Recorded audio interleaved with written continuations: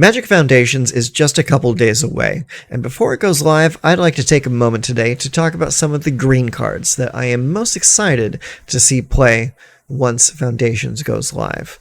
And first on that list is Doubling Season. Doubling Season is an amazing card. 4 colorless and 1 green mana enchantment. It basically doubles all of your counters, doubles all your tokens. Whenever a token comes in, make another one. Whenever a counter goes on to a permanent, make another one. So, and the great thing about that is it's not like plus and plus one counters. It's counters of any kind. So that's charge counters, oil counters, energy counters. Any kind of counter, more. You just get more.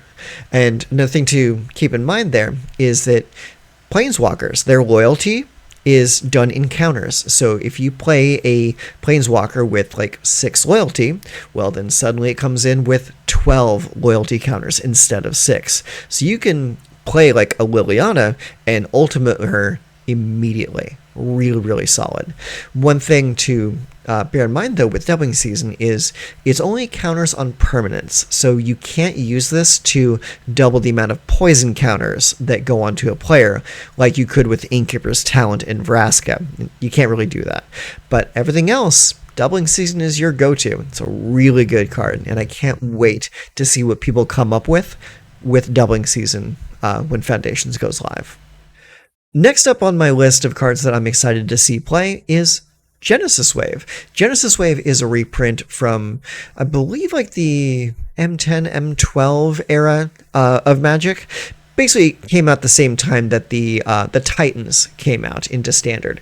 And this card is really cool. So for X and triple green, you get a sorcery that reads, reveal the top X cards of your library.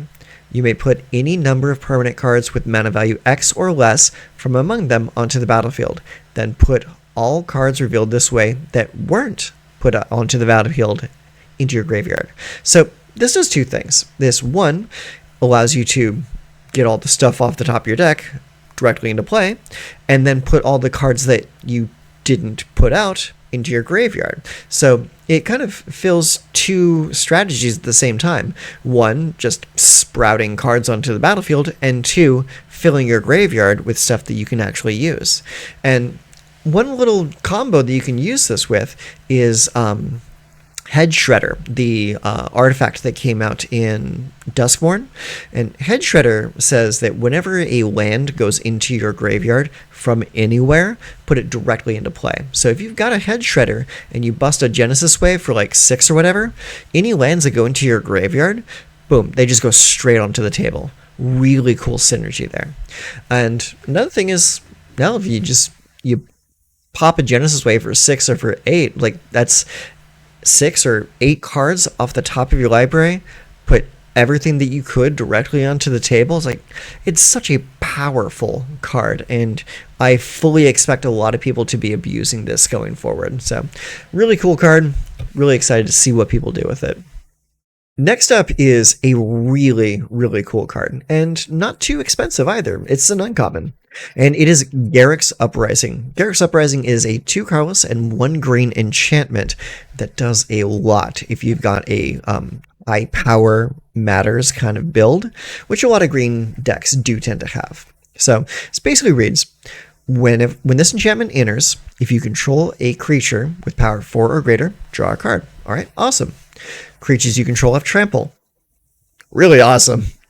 Whenever a creature you control with power 4 or greater enters, draw a card. So this really wants you to play with 4 power or more. And there's a lot of cards in red and green that really play into this theme really well.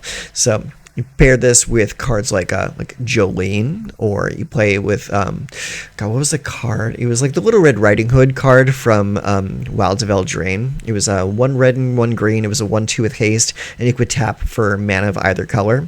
And when that attacked, if you had a creature with power 4 or greater, it got a buff. So there's a lot of synergistic cards in red and green that care about you having 4 or more power on just a single creature. So I think Garruk's Uprising could be a real good support tool in decks that care about that.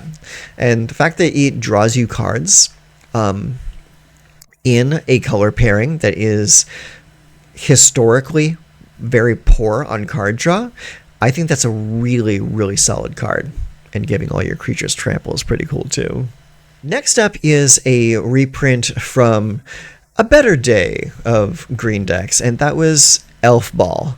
Elf Ball was a deck that just smeared your opponents in just elfy goodness. It's like if you wanted to play like a traditional tribal deck, Elf Ball was what you wanted. And this is a card that is perfect for that style of deck, and it is Imperious Perfect. What a card. 2 colors and a green, you get a 2/2 elf warrior that reads other elves you control get +1/+1, and you can pay a green and tap it to put an elf token onto the table. It's just a really good old school card, and there are a lot of cards in Foundations that are very Elf Ball themed, so keep your eye out for Imperious Perfect. The thing is with Imperious Perfect is like on its own, it's just kind of mid, you know?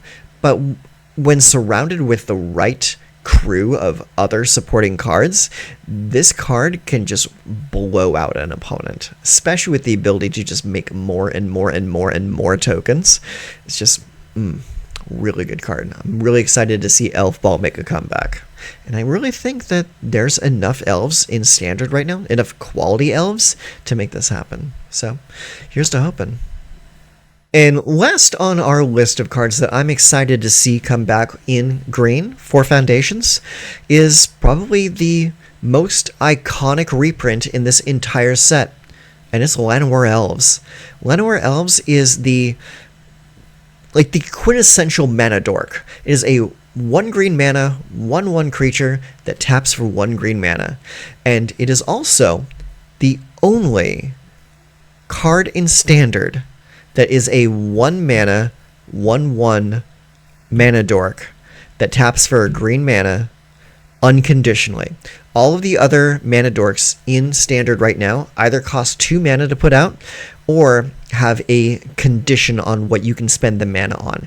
And Llanowar Elves is the only one that does not have a condition. You can play it with any kind of green deck. And that is what makes this probably one of the best reprints in the entire set. Even though it doesn't do anything crazy, the fact that it enables you to do great things with only 1 mana, you can start your ramp up from turn 1. Really, really solid card. And a fantastic justification for people to continue playing Cut Down. It's like you want this off the table immediately because you don't want them ramping out of control from turn 1. Really, really solid card. Really excited to see it come back. And this is probably a green card that I will personally be playing a lot of going forward. So, look forward to Llanowar Elves in a Standard near you. Okay, and that's going to do it for my list of my top 5 cards I'm excited to see come back with Magic Foundations. Hi, Tundra. We got a guest star. Tundra's here.